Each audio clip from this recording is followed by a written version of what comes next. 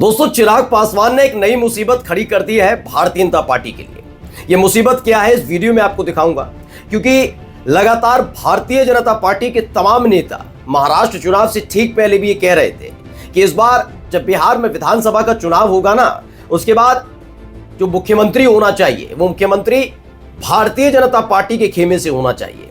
यानी महाराष्ट्र वाले फॉर्मूले से पहले ही सेट कर दिया गया कि जिसको ज्यादा सीटें आएंगी उसी पार्टी का नेता मुख्यमंत्री बनेगा। इसे लेकर नीतीश कुमार पिछले कुछ दिनों से काफी परेशान भी है। वो बात अलग है कि कहीं समर्थन वापस ना ले लें, इसको लेकर भी डर सताया हुआ है, इसलिए उन तमाम नेताओं की मांग को थोड़े दिनों के लिए खारिज कर दिया। लेकिन महाराष्ट्र में जो कुछ हुआ उसे लेकर नीतीश कुमार बेचैन है कि आने वाला बिहार का विधानसभा चुनाव अगर बीजेपी के साथ मिलकर लड़ा और बीजेपी को ज्यादा सीटें आएंगी क्योंकि ज्यादा सीटों पर वो चुनाव लड़ती है, तो ऐसे हालात में नीतीश कुमार के हाथ से कुर्सी खिसक जाएगी। लेकिन बात सिर्फ ये नहीं है, अब चिराग पासवान की तरफ से भी दावेदारी आ गई है। दावेदारी ये कि वो मुख्यमंत्री पद का चेहरा है और उनको ही मुख्यमंत्री बनना चाहिए। लेकिन सवाल है कि जिन राज्यों में भारतीय जनता पार्टी बिना सहयोगी या यूं कहा जाए बिना बैसाखी के सरकार बनाने की हैसियत नहीं रखती, वहां कैसे इन तमाम डिमांड्स को, इन तमाम मांगों को और दावों को खारिज कर पाएगी। चिराग पासवान की इस पूरी की पूरी कवायद ने, उनकी पार्टी की कवायद ने मोदी शाह को बेचैन कर दिया। नमस्कार, मैं हूं प्रज्वल गौतम और आप देख रहे हैं खबर चौक। सबसे ज्यादा अगर किसी नेता ने डंके की चोट पर बोला है तो मैं यकीन बताकर कह सकता हूं वो चिराग पासवान है। दाएं बाएं इधर उधर की बातें नहीं की, उन्होंने स्पष्ट बातें की। और यही एक वजह है कि भारतीय जनता पार्टी की आंखों में न चाहते हुए भी खटक रहे हैं मोदी के हनुमान। जी हां, मोदी के हनुमान कहती है मीडिया चिराग पासवान को। लेकिन चिराग पासवान के लिए मैं हमेशा कहता रहा हूं, चिराग पासवान एक उभरते हुए नेता है। आप यकीन मानकर चलिए, लिख लीजिए, और जो बिहार में मुझे लोग देख रहे हैं वो जानते हैं, अगर चिराग पासवान और तेजस्वी यादव साथ आते हैं तो भारतीय जनता पार्टी ही नहीं, कई ऐसी पार्टियां भी हैं जो पूरी तरह से खत्म होने की कगार पर बिहार के अंदर आ जाएंगी, क्योंकि यकीन मानकर चलिए दोनों ही नेताओं का जबरदस्त क्रेज है। खैर, अभी आते हैं चिराग पासवान पर।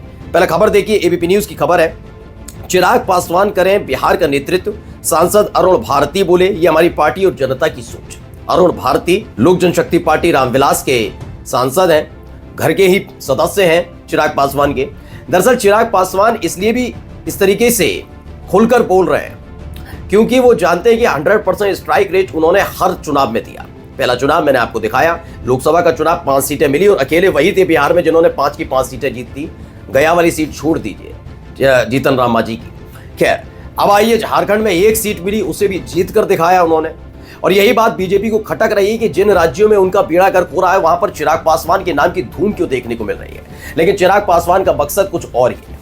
ये मकसद होना भी चाहिए जब आपके अपने विरासत पर, आपके अपने घरौंदे पर, आपके परिवार के बुजुर्ग का इंतकाल होने के बाद या निधन होने के बाद उस पर कोई दूसरा कब्जा कर लेता है, कोई दबंग उसका साथ देता नजर आता है, तो नाराजगी सिर्फ उस व्यक्ति से नहीं होती जिसने कब्जा किया, बल्कि उसका साथ देने वालों से भी होती है, जबकि वो आपका करीबी हो। मैं बात कर रहा हूं चिराग पासवान की पार्टी लोक जनशक्ति पार्टी, एलजेपी रामविलास पासवान की पार्टी थी। हर कोई जानता है कि लोक जनशक्ति पार्टी पर अगर पहला हक किसी का था तो वो पहला हक चिराग पासवान का ही था। लेकिन जब पशुपति पारस ने आवाज उठाई तो उस आवाज को आसानी से मोदी शाह दबा सकते थे, जैसे अलग अलग जगह हुआ। लेकिन मोदी शाह ने खुलकर पशुपति पारस का न केवल साथ दिया बल्कि पार्टी भी उनके हवाले आई, और हवाले आने के बाद पहली फुर्सत में पशुपति पारस को मंत्री भी बना लिया। ये सारी चीजें चिराग पासवान ने देखी हैं। चिराग पासवान महसूस करते हैं कि जिस के साथ मोदी शाह रहे इन 10 सालों में, पार्टी में बगावत के बाद उन्हीं के पास वो पार्टी आई है। चाहे वो शिवसेना असली वाली ले लीजिए, एनसीपी अजित पवार के पास चली गई, लोक जनशक्ति पार्टी चली गई पशुपति पारस के पास। ये सब ऐसे ही थोड़ी ना हुआ है, ये सब पूरी प्लानिंग के तहत और सत्ता के दम पर हुआ है। ये बात चिराग पासवान जानते हैं। अब बारी है बदला लेने की, और वही किया जा रहा है। इंतकाम जो चल रहा है ना, वही आप देखिए 4 जून के बाद बेबाकी से, बिना किसी डर के अगर किसी ने अपनी बातें रखी, चाहे सरकार की आलोचना ही करना क्यों ना हो, तो वो काम केवल चिराग पासवान ने किया है। चिराग पासवान ने आपने हाल ही में देखा था कि किस तरीके से जातिगत जनगणना के मुद्दे पर, सुप्रीम कोर्ट की तरफ से आए SC/ST के कोटे बेकोटे वाले मसले पर, तमाम मसलों, भारत बंद के मसले पर, हर मसले पर उन्होंने खुलकर अपनी बात रखी है। ये चिराग पासवान ही है जिन्होंने बीजेपी की हिंदू मुस्लिम वाली रणनीति पर, चाहे वो वक्फ बोर्ड संशोधन बिल वाला मसला हो या मुजफ्फरनगर में हिंदू और मुसलमानों के नाम के बोर्ड लगाने वाला मसला हो, खुलकर बोला है। उसके बाद इन सबकी चेतनाएं जागी हैं लोगों की, जो साथ में एनडीए में शामिल है, जयंत चौधरी, नीतीश कुमार, उसके बाद जागे और तब इन्होंने बोला। लेकिन चिराग पासवान ने खुल्लम खुल्ला अपनी बात रखी है। ऐसे में अब चिराग पासवान अगर बिहार में मुख्यमंत्री पद पर दावेदारी करते हैं तो ये बीजेपी के लिए टेंशन वाली बात होगी। पहली बात यह है कि बीजेपी के पास इस वक्त मुख्यमंत्री पद के लिए कोई मुफीद चेहरा नहीं है। वो पता लगे कि हिंदू स्वाभिमान यात्रा के नाम पर हिंदू मुस्लिम करके बिहार में वोटों की खेती काटने की कोशिश की जा रही, फसल काटने की कोशिश की जा रही हो। लेकिन गिरिराज सिंह उतने बड़े नेता नहीं है, उनका एक ऑरा है केवल। आप बिहार में बीजेपी का एक बहुत बड़ा चेहरा मुझे नहीं बता सकते जिसे आप देखते ही कहते कि ये मुख्यमंत्री बन सकते हैं। हाँ, नीतीश कुमार इतने साल से मुख्यमंत्री हैं तो मुख्यमंत्री का चेहरा है। तेजस्वी यादव की डिमांड है तो आरजेडी की तरफ से तेजस्वी यादव एक बड़ा चेहरा है। हाँ, अगर एनडीए में देखा जाए तो एनडीए में नीतीश कुमार के बाद अगर कोई बड़ा चेहरा नजर आता है मुख्यमंत्री पद के लिए तो वो सिर्फ और सिर्फ चिराग पासवान है। मैं ये खुलकर एक्सेप्ट करता हूं कि कांग्रेस के पास भी कोई एक ऐसा चेहरा नहीं है जिसे वो मुख्यमंत्री पद के लिए आगे बढ़ा पाए। यानी बीजेपी और कांग्रेस दोनों के पास ही कोई बड़े चेहरे नहीं है।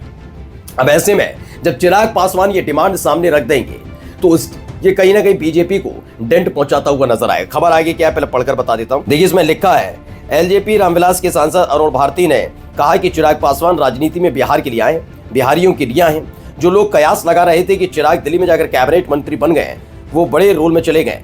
एक तरह से चिराग ने क्लियर कर दिया कि उनकी प्राथमिकता बिहार है। उन्होंने कहा कि 2025 नहीं तो 2030 में चुनाव लड़ाई। केंद्रीय मंत्री चिराग पासवान के विधानसभा चुनाव लड़ने के साथ पर सांसद अरुण भारती ने कहा कि अगर पार्टी तय करती है तो 2025 में नहीं तो 2030 में चुनाव लड़ेंगे। उन्होंने कहा कि पार्टी के संसदीय बोर्ड की बैठक में ये सब तय होता है। 2025 का बिहार विधानसभा चुनाव प्रधानमंत्री नरेंद्र मोदी और सीएम नीतीश कुमार के नेतृत्व में लड़ा जाएगा।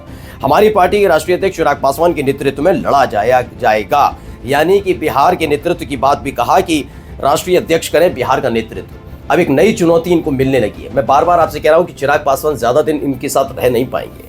मौका सही देखने के बाद वो कभी भी जा सकते हैं इनको छोड़कर, क्योंकि बात सिर्फ ये नहीं है कि सत्ता में रहना है। चिराग पासवान के लिए प्राथमिकता यह है कि सबसे पहले उन लोगों को आईना दिखाया जाए जिन्होंने उनके पिता के निधन के बाद जब पूरा परिवार शोकग्रस्त था तब उनकी पार्टी को तोड़ने का काम किया। उनको आईना दिखाने का सही वक्त, सही मौका बस तलाश रहे हैं और जब जब मौका मिलता है ऐसा झटका देते हैं कि मोदी शाह की रातों की नींद तक उड़ जाती है। नमस्कार।